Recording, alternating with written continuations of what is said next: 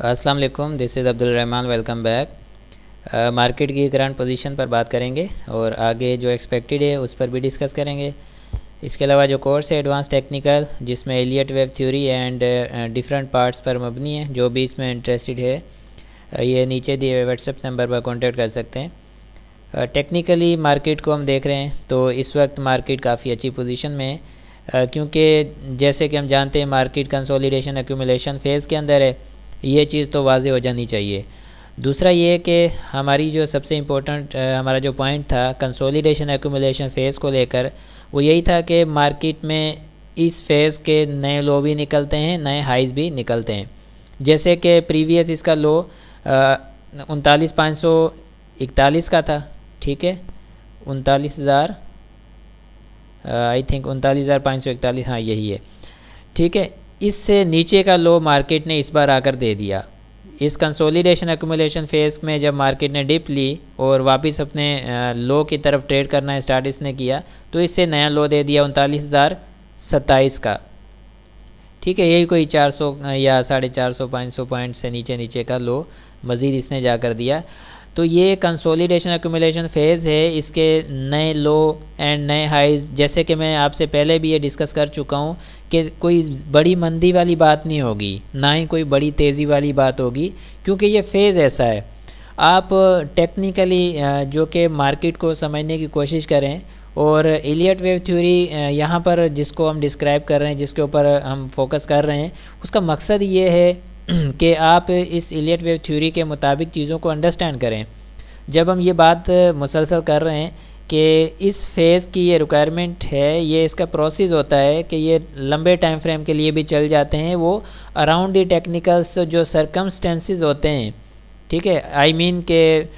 Economical issues भी आ सकते हैं, उसमें पॉलिटिकल इश्यूज़ भी आ सकते हैं जो कि हैं हमारे सामने इस वक्त, और इसके अलावा और बहुत सारी ऐसी चीज़ें जो कि अनएक्सपेक्टेड सी हो जाती हैं, वो बहुत सारी ऐसी चीज़ें होती रहती हैं, ये एनवायरनमेंट पैदा होते रहते हैं। तो इनकी वजह से जो फेज़ होते हैं,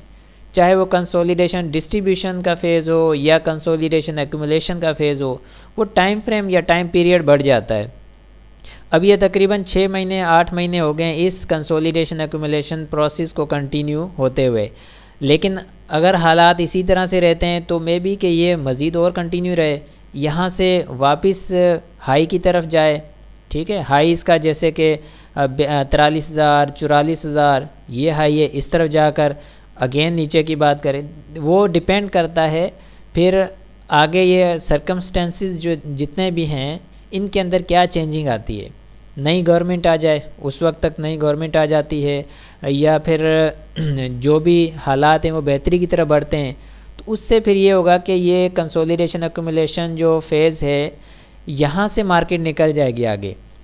अगर तो यही चीज़ें रहती हैं, जैसे कि मैं एक एग्जांपल देता हूँ कि अभी मामूल की तरफ हालात चल रहे हैं,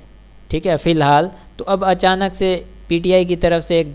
जो कि धरने की कॉल या स्ट्राइक्स की जो ऑल पाकिस्तान स्ट्राइक कॉल है, ये अब आ गई है।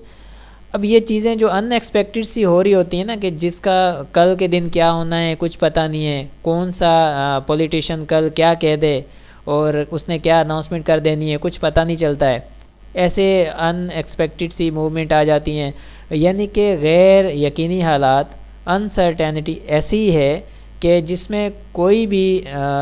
प्रॉपर हम बात कर नहीं सकते, ना पॉलिटिकल के हिसाब से, ना ही हम इकोनॉमिकल के पॉइंट ऑफ व्यू से, ठीक है। अचानक कोई ना कोई मामला आकर सामने खड़ा हो जाता है, जिसकी वजह से जो एक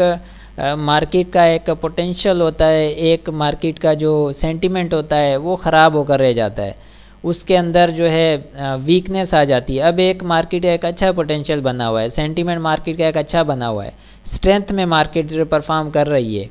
ठीक है। उसमें आप ये भी देख रहे हैं कि कुछ सेक्टर हैं वो अच्छी परफॉर्मेंस दे रहे हैं, जिसमें ऑयल सेक्टर है, ऑटो सेक्टर है, इनके अंदर अच्छी जो कि ख़बरें भी हैं, एलसीज वगैरह ओपन होने का भी इनको एक इशारा दिया गया है। तो यहाँ से जब ये परफॉर्मेंस करना स्टार्ट हो जाते हैं कुछ सेक्टर, तो पीछे दूसरे सेक्टर भी स्लोली ग्रेजुअली जो कि कंट्रीब्यूट करते हैं, तो मार्केट उठ जाती है इस तरह से। लेकिन फिर उसी बीच देखें ये जो अनाउंसमेंट है, आल पाकिस्तान स्ट्राइक अनाउंसमेंट जो है पीटीआई की जानिब से,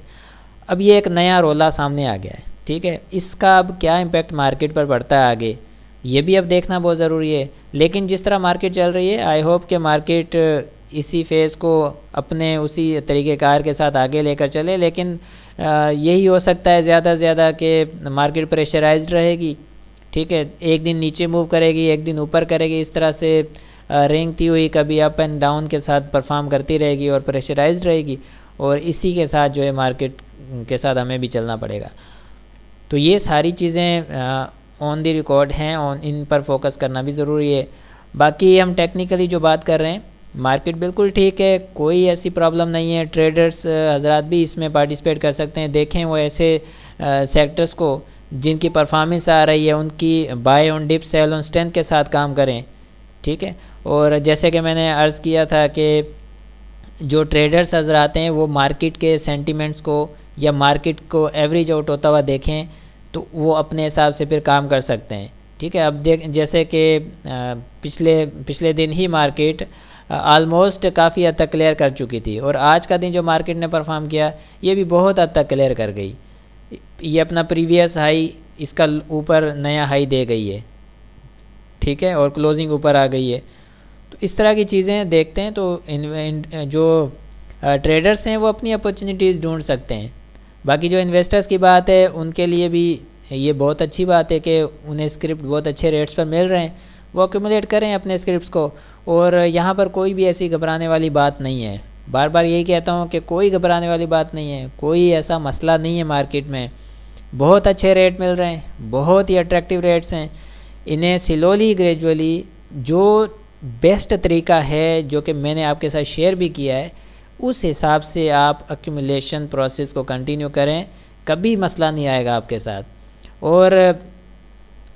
اپنے پورٹ فولیو کو اپنا سمجھ کر انویسٹ کریں اس طریقے کے ساتھ، یکمشت یا آن دی اسپاٹ ایک ساتھ سارا پورٹ فولیو انویسٹ کرنے کی ضرورت نہیں ہے، غلط اسٹریٹجی ہے۔ اس اسٹریٹجی کے ساتھ چلیں جیسے کہ آپ کے ساتھ شیئر کی گئی ہے، ٹھیک ہے، تو پرابلم نہیں آئے گی، کبھی بھی نہیں آئے گی پرابلم، اور انشاءاللہ پھر آگے کے لیے مارکیٹ بہتر ہوتی ہی نظر آئے گی۔ جہاں تک والیوم کی بات ہے، والیوم انکریز ہو رہا ہے، 203 ملین کا والیوم لگا ہے، بہت اچھا والیوم لگ گیا ہے، لیکن سیکنڈ ہاف میں والیوم لگا ہے، فرسٹ ہاف میں بہت کم تھا والیوم، سیکنڈ ہاف میں والیوم انکریز ہو گیا۔ آر ایس آئی کی اٹھان بھی بہت اچھی ہے، ڈائیورجن یہاں پر کلیئر ہے، تو یہ ایک کلیئر انڈیکیشن ہے کہ مارکیٹ جو ہے اس کنسولیڈیشن ایکومولیشن فیز کے بیچ میں رہ کر باٹم لگا کر اب ہائی کی طرف بڑھ رہی ہے۔ تو یہ ایک اچھی اپرچونیٹی ہے ٹریڈرز کے لیے بھی، اور انویسٹرز جو ہیں وہ اپنے حساب سے کنٹینیو رکھیں گے اپنے ایکومولیشن پروسیس کو۔ تو یہاں تک تو یہ ٹھیک ہے، ٹیکنیکلی مارکیٹ بیسٹ ہے، اینڈ ویسے بھی بہت ساری چیزیں چینج ہو رہی ہیں، بہت ساری چیزیں اچھی ہوتی جا رہی ہیں، بس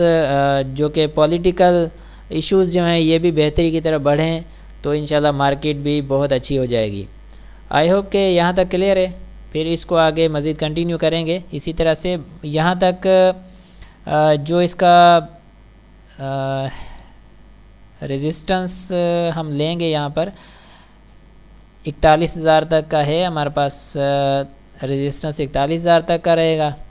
ٹھیک ہے۔ یہاں پر 41,000 تک کا ریزسٹنس ہے، یہاں پر آپ کو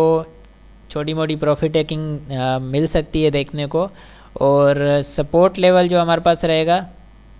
وہ ہم اس کا لو لیں گے آج کے دن جو مارکیٹ نے لو لگایا ہے، ٹھیک ہے، وہ اس کا بنتا ہے 39,000 تقریباً قریب 700، 39,700 کے اراؤنڈ، یہ اس کا لو ہے،